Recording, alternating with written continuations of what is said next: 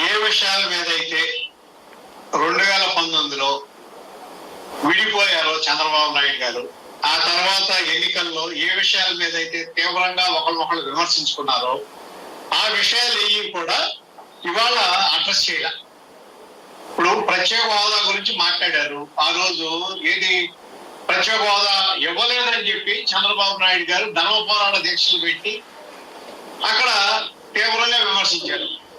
సరే, ఎన్నికలప్పుడు మోడీ గారు వచ్చారు, పోలవరం చంద్రబాబు గారికి ఏటీఎం అన్నారు, సన్ రైజ్ కోసం ఈయన ప్రయత్నం చేస్తున్నారు అన్నారు, ఏపీ హెరిటేజ్ కోసం కాదు హెరిటేజ్ కోసం ఆయన మొత్తం ప్రయత్నం చేస్తున్నాడు అన్నారు, రకరకాలుగా మాట్లాడారు. సరే, తర్వాత చంద్రబాబు నాయుడు గారు దానికి మోడీ గారికి అసలు ఫ్యామిలీ లేదు, ఆయన కుటుంబ విలువైన తెలుసు, I'm proud of my son, my grand son, ఇవన్నీ చెప్పారు. సో ఇవన్నీ అక్కడ ఆ రోజులు కానీ ఇప్పుడు కానీ. కానీ ఏదైతే ఇష్యూ మీద మీరు డిఫర్ అయ్యారో, బేసిక్ గా దేని మీద డిఫర్ అయ్యారు? మీరు ప్రత్యేక హోదా ఇవ్వలేదు కాబట్టి మేము డిఫర్ అవుతున్నాం, ఆ రోజున అలయన్స్ నుంచి బ్రేక్ అవుతున్నాం అని చెప్పి డిఫర్ అయ్యారు.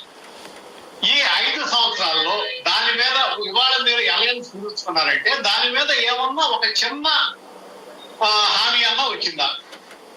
లేదు.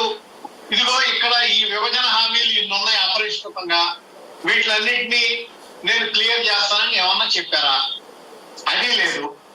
ఇది కేవలం అధికారం పంచుకోవడం కోసం ఏర్పడిన కూటమిగా కనపడుతుంది తప్ప, దానికోసం ఏర్పడిన కూటమి తప్ప ప్రజల కోసం ఏర్పడిన కూటమి లాగా కనపడతలేదు అనేది స్పష్టం. ఎందుకంటే అట్లా కాకపోతే మీరు అడ్రస్ చేయాలి కదా, ఇటువంటి కీలకమైన ప్రశ్నలకు సమాధానం ఇవ్వాలి కదా, ప్రజల్లో ఉన్న అనుమానాలు తీర్చాలి కదా. కేవలం ఇందాక సాయి గారు నేను అన్నట్టు ఓటు ట్రాన్స్ఫర్ కోసమే విమర్శించడం కాకుండా ప్రజలకి అనుకూలంగా, రాష్ట్రానికి అనుకూలంగా ఏమి హామీలు ఇస్తున్నారనేది కూడా ఇక్కడ కావాల్సిన విషయం. ప్రజలు అది కూడా దాన్ని కూడా గమనిస్తుంటారు. ఇక్కడ నేను ఒకటి, మోడీ గారు విమర్శించింది రాజధాని అవకాశం తీసుకోలేక 15,000 కోట్లు ఇచ్చేవాడిని అని చెప్పారు. మరి ఇదే 15,000 కోట్లు చంద్రబాబు నాయుడు గారు ఉన్నప్పుడు, మీరు అలయన్స్ లో ఉన్నప్పుడు ఎందుకు ఇవ్వాలి? రాజధానికి కాదు, అది పోలవరం. తప్పుగా పట్టించారు. సాయి గారు వాళ్ళ ఏబిఎన్ లో పదే వేశారు దాన్ని 15,000 కోట్ల రాజధానికి లోటు బడ్జెట్ సంబంధించిందండి. కాదు, పోలవరానికి 15,000 కోట్లు ఇచ్చామని చెప్పి ఈనాడులో కూడా అదే ఉంది. ఇప్పుడు రాజధానికి 15,000 కోట్లు ఇచ్చినట్ట? అవును ఇచ్చేవాడిని, ఇవ్వడానికి నేను ప్రిపేర్ అయ్యాను, 15,000 కోట్లు ఇచ్చేవాడిని, మీరు అవకాశం చెడగొట్టుకున్నారు. రాకా సుధాకర్ గారిని విమర్శించాలి మనం, ఎందుకంటే ఆయన ట్రాన్స్లేట్ పోలవరానికి మేము 15,000 కోట్లు ఇచ్చాము, అది ఉంది ఇది ఉంది, రెండు ఉన్నాయి. ఇప్పుడు ఈ మాట కూడా అన్నారు. సరే, అక్కడ లేదు, పోలవరం అన్నారు. సరే, పోలవరం అనేటప్పుడు కిందాక పురుషోత్తం రెడ్డి గారు అన్నట్టు మరి నిర్వాసితుల పరిస్థితి ఏంటి? నిర్వాసితులకి మీరు వాళ్ళకి కాంపెన్సేషన్ చేసి వాళ్ళు అక్కడి నుంచి తరలిస్తేనే కదా.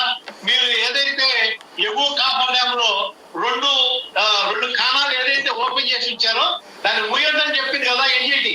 ఆ ఖాళీ చేసిన దాన్ని మూస్తేనే కదా ప్రాజెక్ట్ నడిచేది. మరి దానికి మీరు డబ్బులు ఇచ్చి ఆ 1,00,000 మందినో 1,05,000 మందినో వెకేట్ చేయిస్తారా? ఆ విషయాన్ని అడ్రస్ చేయడా? అది అడ్రస్ చేయాలి కదా, అది చేయడా? సరే, ఇందాక మీరు అట్లా రైల్వే జోన్ అదే పరిస్థితి. ఇక్కడ ఇంకొకటి అన్నిటికన్నా ఆశ్చర్యకరమైన విషయం ఏంటంటే సిండికేట్ గురించి మాట్లాడారు. మద్యం సిండికేట్ ఎక్కడ? సీఎం రమేష్ గారి దగ్గర. ఆయన మొదలెట్టిన వ్యాపారం ఏంటండి? సాయి గారు మీకు తెలుసు కదా? తెలియదండి, చెప్పండి మీరు. ఏం తెలుసు? సీఎం రమేష్ గారి వ్యాపారం ఏంటి? ఆయన స్టార్టింగ్ పాయింట్ ఏంటి? ఎక్కడి నుంచి మొదలైంది అది వ్యాపార సామ్రాజ్యం? మద్యం నుంచే కదా.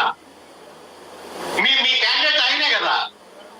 అక్కడి నుంచి మొదలైన తర్వాత ఇవాళ మీరు ఆయన్నే పక్కన పెట్టుకుని అదే విషయం మాట్లాడుతుంటే మరి ఏమన్నారో అర్థం కావట్లా. సరే, అది వదిలేసేయండి.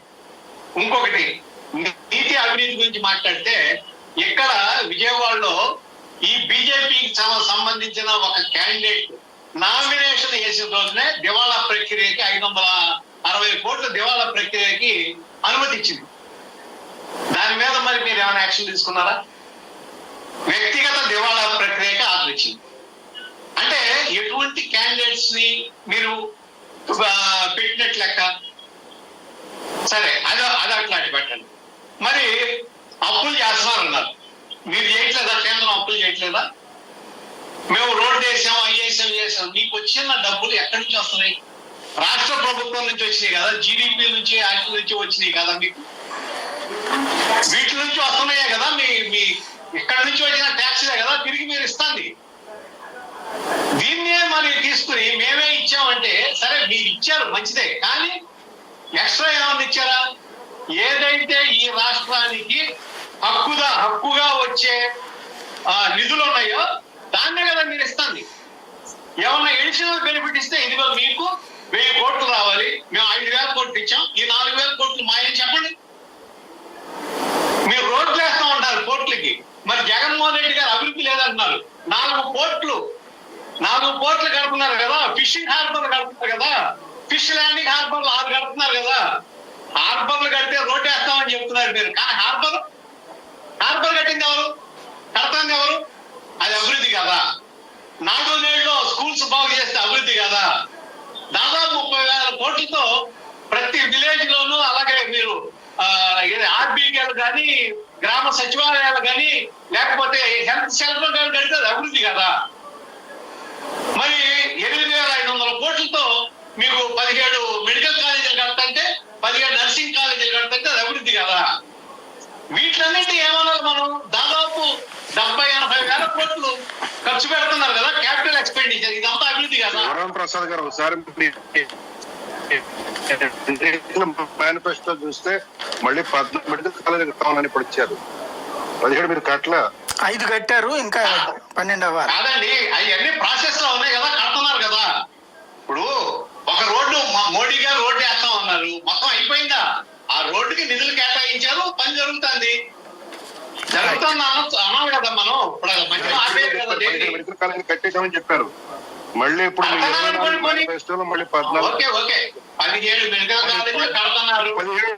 ఇప్పుడు 14గా కాదు శాంతి ప్రసాద్ గారు, అంటే 17-14గా కాదు, నాడు నేడులో కూడా మొత్తం 45,000-46,000 స్కూల్స్ ఇంకా అవలా ఫేజ్ బై ఫేజ్ అవుతుంది. కానీ నిధులు దానికి ఎంత ఇవ్వాలి, ఇదే మా క్యాపిటల్ ఎక్స్పెండిచర్ ఖర్చు పెడుతున్నాం కదా. రైట్. దాన్ని ఇంకా డెప్త్కి వెళ్ళేటట్లు అడ్డు పెడితే ఇవాళ దీనికన్నా మోడీ స్పీచ్ వరకు కన్ఫైన్ అవుదాం. మళ్ళీ మనం వేరే వైపు వెళ్ళిపోతే డైవర్ట్ అయిపోతుంది. అంటే అభివృద్ధి లేదన్నారు కాబట్టి, అభివృద్ధి లేదన్నారు కాబట్టి అభివృద్ధి ఉంది అని చెప్పడం కోసం మాత్రమే నేను చెప్తున్నా. రైట్. సరే, ఇంకోటి అన్నిటికన్నా ముఖ్యమైన విషయం, ఇవాళ ల్యాండ్ టైటిలింగ్ యాక్ట్ అది ఏదో ఘోరం జరిగిపోతుంది,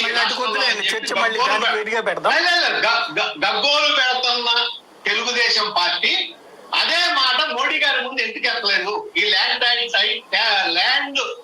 ఈ టైటిలింగ్ యాక్ట్ ని ఇక్కడ రద్దు చేస్తాం, ఇక్కడ లేదు అని ఏదైతే ప్రపోజల్ పెట్టారో అది కేంద్ర ప్రభుత్వం నుంచి వచ్చిన ప్రపోజల్ ని మాకు వద్దు అని అదే మీటింగ్ లో చెప్తే బాగుండేది. ప్రజలకి ఇంకా ధైర్యం ఉండేది. ఒకవేళ అన్యాయం అనుకుంటే ధైర్యం ఉండేది కదా.